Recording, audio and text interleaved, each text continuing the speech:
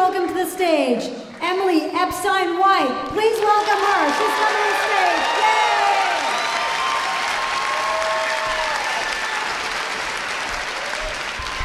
You don't have to adjust that mic, really. We're the same size. Hi, everybody! I didn't fall up the stairs. It's already going well for me. Okay. So, I used to live in New York City. And there's more story. And I used to work in book publishing, and I hated this job. I hated this job with every core of my being. I dreaded getting up every morning. It was the worst. So you better believe when lunchtime came, I was out of there. I found things to do. I got in shape. I started working out. I should have been bodybuilding. Every day, I'd go to the gym. When I wouldn't go to the gym, I'd go to the doctor. I hate the doctor. I'd be like, remove something. I don't need that mole. Like, I would go any excuse I could possibly find. I would get out of this building. So one day, I was leaving the doctor's office, and I was on my way back through Midtown Manhattan to get to my office, and I was trying to take my time and take in the fresh, toxic New York City air. And I was waiting at a stoplight for once in my life to cross the street. And this was Fifth Avenue. This was a big street. And I waited for the light to change, and I looked both ways, which was also unusual for me. And I started to cross the street, and a couple people went in front of me, and that was fine. And I was walking, and a truck was starting to turn on my left-hand side, but I was like, it's fine, I have the right of way, he'll see me. Also, I was trying this new thing where I was trying to dress like a lot better than I felt inside. So, because if I dressed how I felt, I would just wear my pajamas in sadness, and I didn't want to do that anymore. So I was wearing this brilliant blue dress and these sassy tan high heels, and I was walking across the street, and this truck is starting to turn, and he's sort of speeding up, but I'm like, nah, he's got to see me. And he's getting kind of close, so I figure I'll throw him a bone, and I put up my hand being like, walk in here, buddy, which then made me like 5'2". So I put my hand up, and the truck is so close that I can feel the heat of the truck on my skin. And I realized that he actually isn't stopping, and he's continuing to turn, and I realized that because then my hand came into contact with the grill of the truck. And it was a really big truck, and I knew that I couldn't get out of the way in time, but I'm like, no, he's got to see me, he's got to stop. But that's when the left side of my body hits the side of the truck. And without even thinking, my right hand grabs the grill of the truck, and I pick up my feet because I'm a lady. And the truck starts to speed up. So I'm hanging off the front of this truck, not unlike a hood ornament. A lovely blue dress, hood ornaments, and the whole time I'm screaming. Just every combination of curses that you can think of. Just screaming. And I can feel the wind in my hair, and I notice the people on the other side of the street, especially drivers, see what's happening, take a minute to sort of process it, watch their eyes get really big, and then start to scream. And the whole time I'm screaming, and he's speeding up. I've been on the front of this truck for an avenue now, and I realize I can't let go. Because if I let go, I'm going to get hurt.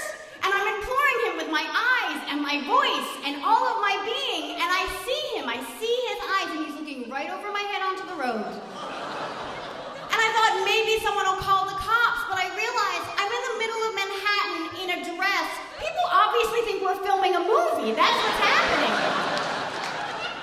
So I'm sitting and I'm continuing to scream. And I'm hoping. And all of a sudden, I don't know why, the truck driver looks down, sees me, very gently comes to a stop. I get off the truck, I'm shaking, I'm cursing, because that's what I do, and I am a mess. And he rolls the window down very calmly and goes, oh my God, I'm so sorry, I didn't see you there. And I had so many words for this man, but I'm like, I'm in the middle of traffic get to the sidewalk. So I get to the sidewalk and I'm trying to compose myself, and there happens to be a policeman there. I don't know if he saw what happened or not, but he asked me to describe what happened. And he's like, do you need to go to the hospital? And I was like, well, I wasn't really like hit by a truck. I more like rode on the truck. I don't know. And with that, the policeman disappeared because New York policemen are the worst, you guys.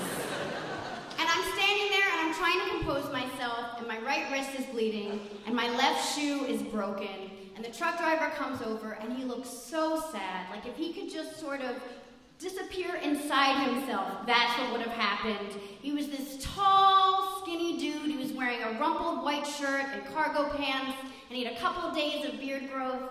And again, he goes, I'm so sorry. I didn't see you. My wife died a month ago, and I have 2 kids, and I wasn't, my mind just wasn't there. And I was like, obviously. And he's like, are you okay? And I was like, I think so, because all the bruising on the left side of my body would show up later. And I go, but my shoe broke. And he goes, well, how much does it cost to fix your shoe? And I said, I don't know, I've never been fucking hit by a truck before. Excuse my French. So we go to an ATM to get money out for my shoe, and he's making small talk, which is really weird. And he's like, oh, what do you do? And I was like, seriously? And then he's like, oh, well, I drive a truck. And I was like, yeah, I know what you do. And he gives me $60 for my shoes because I'm worth it. And we turn to each other, and he goes, I really am very sorry. I'm so sorry. And I said, it's okay, I understand. Just please be more careful. And I'm really sorry about your wife. And we embraced. And then we walked away from each other. I didn't get his information. I didn't get his name. I didn't get more than $60 out of him. Nothing. It was so stupid. I was obviously just totally taken aback by what happened. So the first call I made was to my husband and told him what happened. And he was very sad about it, but he was a bike messenger for years, and he'd been hit by 4 cars. So this was just like, welcome to the club. And I called my boss and told her, and she knew, even though I hated the job, that this probably wasn't a lie. So she's like, come back when you can. So I go back to work. At this point, everybody's calling me Spider-Man. And I go home, and I call out the next day because I'm sore, and I'm broken, and I'm thinking about how close I was to really hurting myself. And I realized that the truck driver and I actually had a whole lot more in common than I realized, because he was stuck straight ahead because he couldn't see how sad he was and everything that was going on around him. And I was stuck because I was so depressed that I didn't realize there were other opportunities out there for me. So the next day I decided to look for a new job, and a year later I'm in San Francisco. And this isn't the only reason that I moved here, but I have to say I really appreciate how you guys yield to pedestrians. Thank you very much.